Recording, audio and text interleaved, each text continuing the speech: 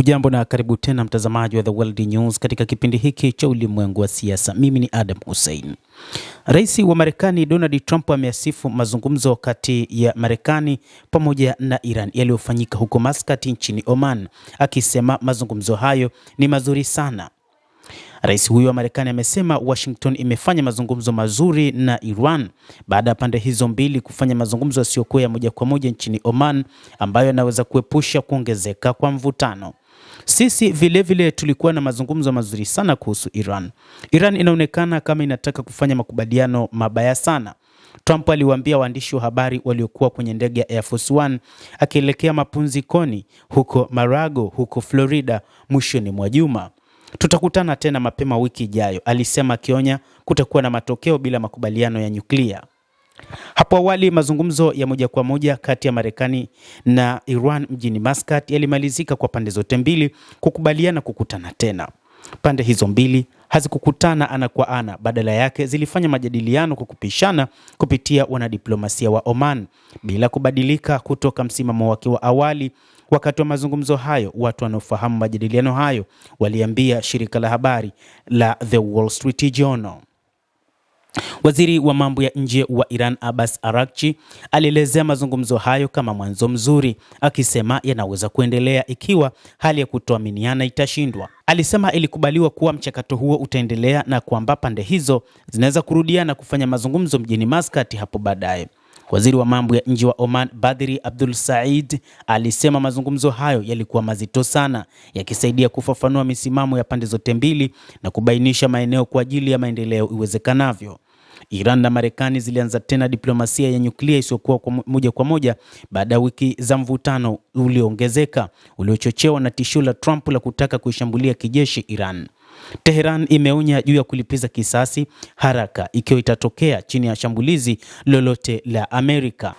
Hata hivyo, wakati huu moja kati ya mambo ambayo yanatazamwa na wanadiplomasia wengi ulimwenguni ni kwamba kuna uwezekano mkubwa kukatokea makubaliano kati ya Marekani na Iran, hususan kuhusu suala la nyuklia. Lakini jambo ambalo bado limekuwa ni kizungumkuti ambalo Iran imesema halipaswi kuingizwa katika mazungumzo ni pamoja na makombora yake na kupunguzwa kijeshi. Mvutano kati ya Marekani na Iran umekuwa ukiongezeka huku Trump akirudia kuonya kuhusu uwezekano wa kuishambulia kijeshi Iran. Vilevile Marekani ilionyesha wazi uwezekano wa kuingilia kati kijeshi. Kwa upande wa Iran, wao wamesema wapo tayari na wanasubiri uchokozi dhidi ya Marekani. Hata hivyo, mazungumzo haya yameonekana kuwa ni nyeti mno. Mpaka sasa wanadiplomasia wengi ulimwenguni wanajiuliza ni kwa nini Iran na Marekani zimeamua kufanya mazungumzo huko Oman katika mazingira yenye mvutano mkubwa wa kisiasa na kijeshi, lakini yakiwa nyeti mno. Haya ni mazungumzo ya kwanza ya moja kwa moja tangu kile kilichoitwa vita vya siku 12 vilivyoibuka baada ya shambulizi la Israel dhidi ya Iran na kuibuka hofu ya vita vya kikanda. Mazungumzo haya yanafanyika huku pande zote mbili zikiwa na misimamo mikali, Iran ikisisitiza kuwa iko tayari kujadiliana lakini kwa masharti yake, huku Marekani ikionya kuwa hatua za kijeshi bado zipo mezani endapo Marekani itashindwa. Kauli hizi zimeongezeka hali ya sintofahamu kuhusu kama diplomasia itaweza kuzuia mzozo mkubwa zaidi.